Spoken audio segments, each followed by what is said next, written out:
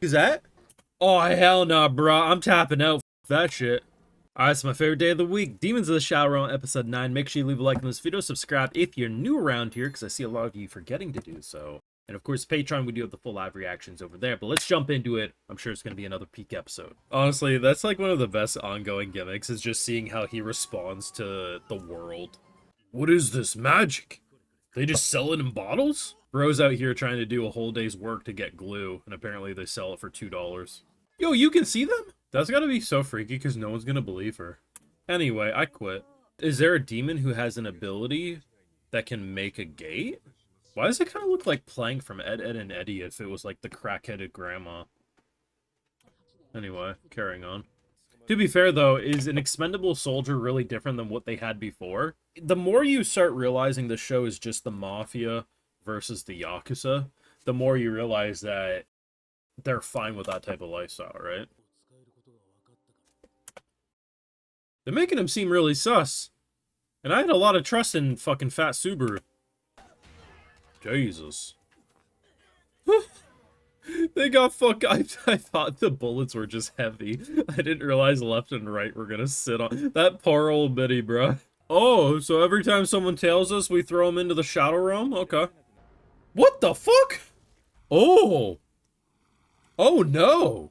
Is this like left and right, but like if they were on crack? Now call me crazy, this is the most horrifying thing I've seen in a hot minute. And it would have been bad enough if it was just one of these creepy bastards popping out, but the elongated arms and just the way it... Jesus Christ, man, it is fucking disturbing. But then you add in the legs. Arms and legs duo, freaky as hell. I mean, I thought we were the baddies for a bit there because we were dragging them in.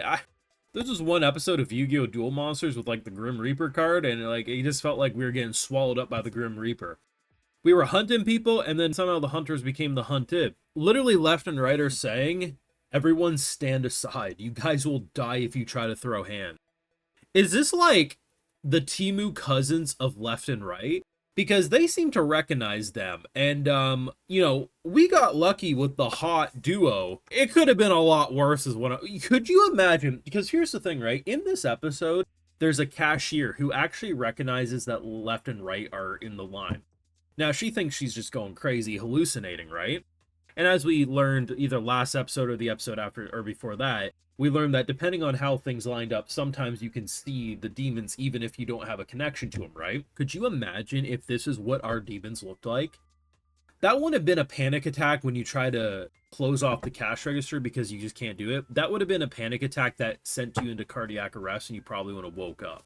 These things are horrifying. This ain't right. I mean, peak horror design. And I'm not saying there hasn't been some good horror design. Remembering the elevator scene from like a month ago or something when that woman was on the elevator and shit started eating her up. So I'm not saying there hasn't been horror, but I think this is the most disturbing. This is something that I feel like if you were playing a Silent Hill, this is the type of shit you expect is beyond the fog, you know? Bro's out here with a fucking axe and a pistol. Yeah, I don't think we're gonna...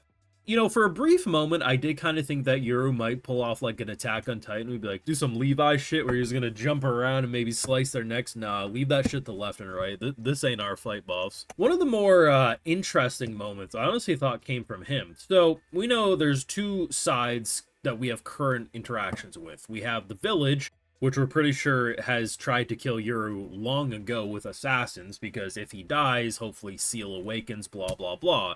And then we have this clan. And it's not to say this clan doesn't have violence. I mean, they literally, you find them, kill them, right? But at the same time, there's also this element of humanity where it's like, okay, these people need some support. Okay, you're doing medical bills for your mother. We'll pay for those, do your job. Oh, you have gambling debt? Work hard. We'll see about paying that off for you. Now, he straight up says that these are pretty much foot soldiers that are used to be expendable, right? But at the end of the day, this is how I've been treating this show. It's basically two gangs. Whether or not you want to view it as two mafias, a mafia and a yakuza, it doesn't matter. At the end of the day, the village and this clan here are just gangs. And I think, in general, what he did with those two people isn't really that evil. It's just very business-oriented. I'm not saying this is a healthy lifestyle, but he doesn't give me the, oh my god, what a scumbag. He's just more of like, yeah, that's what I would expect from a mafia leader.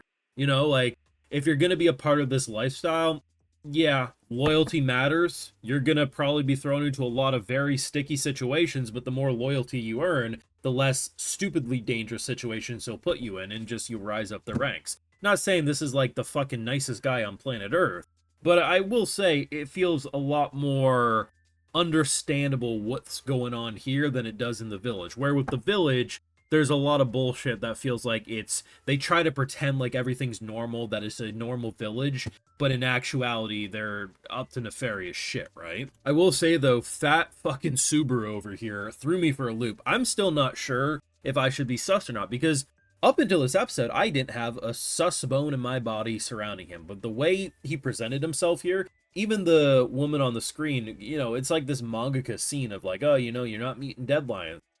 I can't tell if this is foreshadowing to him stabbing us in the back, or if it was just supposed to be a misdirect. Because the brother I've had an issue with was the middle brother, the one that ever since we went through the gates was like, hoo hoo hoo, I'm a evil scumbag. Like, that's the vibe he gave me. If it turns out Subaru's actually the fucking evil scumbag, I will be honest, I will have not seen that coming. But now my sus flags have been risen. I'm not saying they're at max, but they're at the middle point, I'd say. What I find interesting is apparently this house is a demon. That's fascinating to me. So the house is stored with a bunch of weapons, and the way our boy's talking about it is how, like, most likely the whole reason why this foggy terrain and everything that's happening. Generally, when people trail them, we send them to the Shadow Realm and we kill them and eliminate them. The demons in this show, I've made a mention, are really interesting. And I think the more we get into the show, the more I'm realizing there's so much more than meets the eye. Even though every week I'm like, damn, this is even more complex than I was first expecting. The fact that, our bro is basically saying, yeah, I am used to killing. I had to kill a lot of people, but it was always weird that, these so-called people that should have been surviving in the mountains or coming from who knows where, they were always clean. They always were wearing the underwear like you wear because he's used to loincloths. So it's like the village, it's very interesting watching him go from I'm very upset with what happened to the village to I still think there was probably some innocent people that got hurt during that village attack, but the more I see, the more I'm realizing the village wanted me dead.